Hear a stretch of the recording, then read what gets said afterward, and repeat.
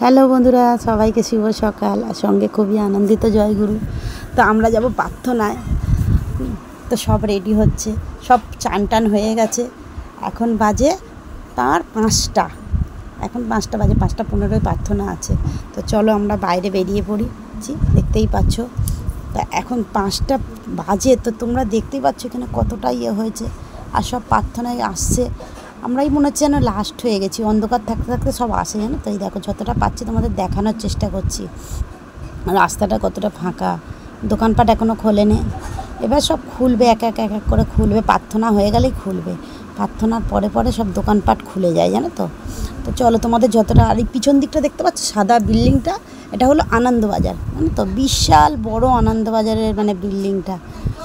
হ্যাঁ, তো চলো তোমাদের দেখাচ্ছি, যতটা পাচ্ছি তোমাদের দেখানোর চেষ্টা করছি।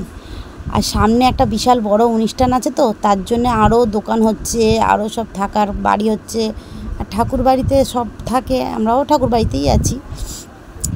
তো আমরা এই রাস্তায় হাঁটছি, দেখতে পাচ্ছি আমাদের গুরু মায়েরা আর গুরু বোনেরা সব আগে আছে। আর একটা ছোট বাবা আছে, ছোট্ট ছেলে আর কি। আর একটা মা আছে, গুরু মা, আর বোনেরা রয়েছে। আমরা মোট 6 জন গেছি, বুঝছো তো। ছোট্ট বাবাটা আছে, আর একটা মা আছে, আর আমরা 4 জন গুরু বোন আর কি। তো আমরা এই কজন যাচ্ছি।